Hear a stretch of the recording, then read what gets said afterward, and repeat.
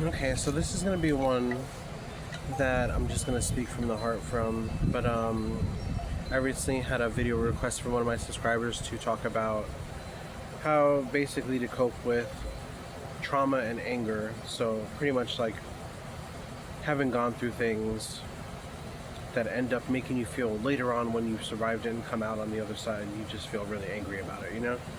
And I will say that your anger serves a purpose. There's a reason that you're angry. Um, it is usually in my experience anyway, it's usually a protective kind of thing that kind of tries to show you what not to allow to happen again.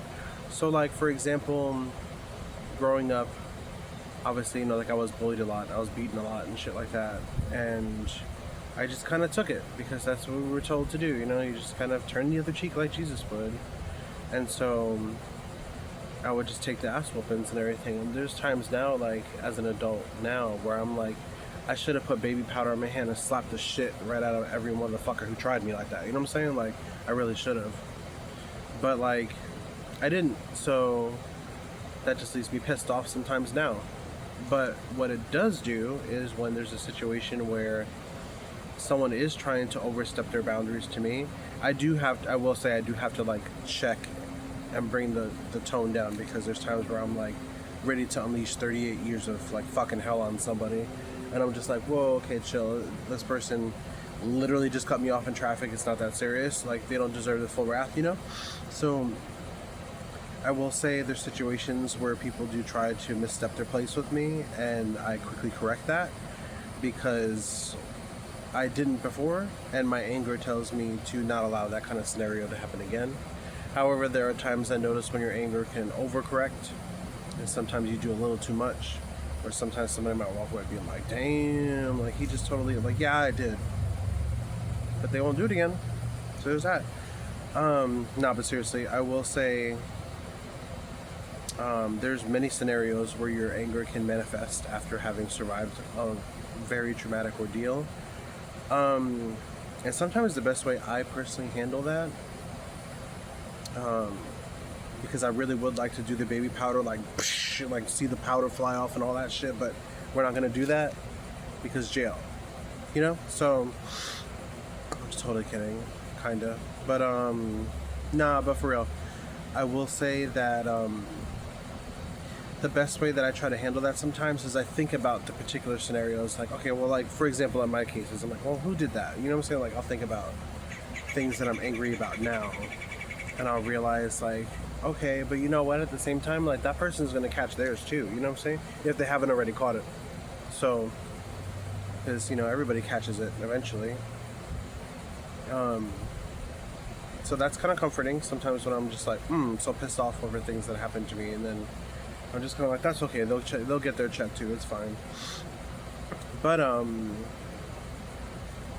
don't know. It kind of depends on your situation. There's various different things that could leave you angry. You could be angry because you were neglected. You know what I'm saying? You might be angry because you're trying to have a conversation with someone and they just totally sidestep the importance of what you're saying, and now you're pissed off because that just rubbed on everything that you felt growing up. You know?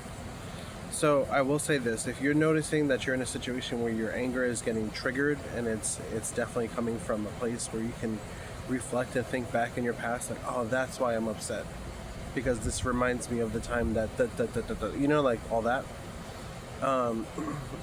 Personally, the best thing I try to do when that's happening, like right now, I'm not gonna lie, I'm pissed the fuck off. So I came in to sit outside, and I'm just letting nature kind of take over. I'm listening to the wind. I'm hearing the wind chimes and watching the birds right now. So I've got my stick with me here.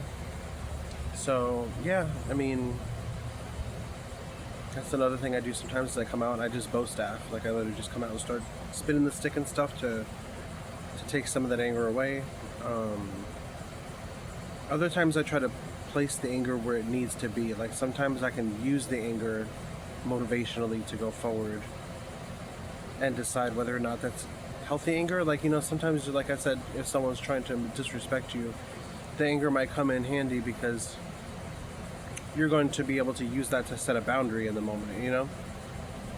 I would say at times where the anger is, and this is much easier said than done, but there's times where anger just doesn't help you at all, because you're angry about things that like you can't change at all. Like there's things that like people might be even gone. You know what I'm saying? Like things you'll never get a resolution for. And sometimes I don't know. Like I think about things that have happened to me in the past, and like I'm just like, damn, you know, it would be kind of cool, like an apology at least. But that shit ain't fucking coming. So instead of being pissed off about that, I literally just try to tell myself, like, you know what though, like the people who did what they did, they got their own shit to deal with. You know what I'm saying? They're gonna have their own mountains to climb, their own problems, and their own things weighing them down, and they probably were before, and that's why they were so shitty to you, you know? But yeah, no, it's hard, because sometimes, yeah, it can totally take you over.